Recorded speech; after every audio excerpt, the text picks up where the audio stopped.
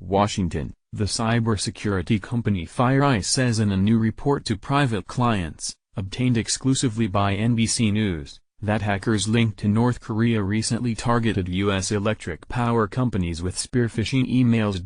The emails used fake invitations to a fundraiser to target victims, FireEye said. A victim who downloaded the invitation attached to the email would also be downloading malware into his or her computer network, according to the FireEye report.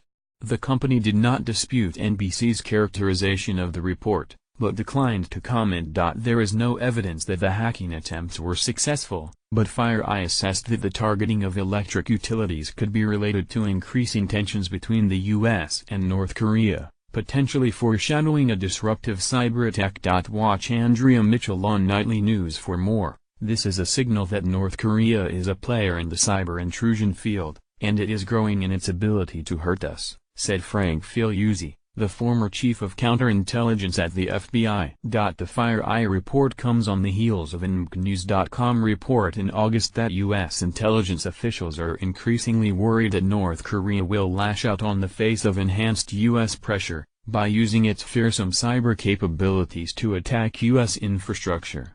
We've been worried for some time that one of the ways that North Korea can retaliate against further escalation of tensions is via cyber, and particularly attacks against our financial sector, Dmitry Alperovich, co-founder of CrowdStrike, a cybersecurity firm, told NBC News in August. This is something they have really perfected as an art against South Korea.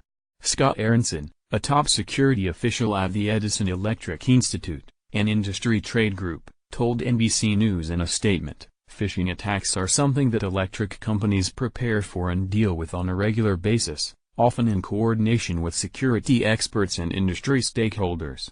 In this case, the delivery of safe and reliable energy has not been affected, and there has been no operational impact to facilities, or to the systems controlling the North American energy grid.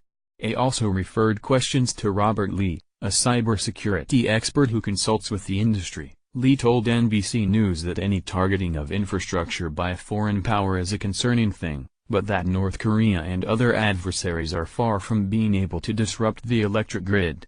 This activity represents initial targeting, and if disruptions are even possible they would be very minor.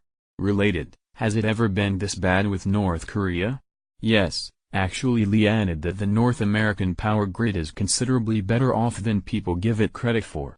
Our threats are growing, and this activity comes at a concerning geopolitically tense time, but if the North Koreans tried to disrupt the electric grid they would be disappointed with what they were able to achieve. But not every part of the electric grid is equally well defended. Some underfunded public utilities rely on antiquated equipment and outdated cybersecurity strategies, experts have long said, and Figliuzzi said there's also great disparity among private utility companies. North Korea and any other hacking state will start looking for the weakest link. Where's the weakest part of that defense, he said. And when they find it, they'll exploit it. So there's a need to step up security in that regard.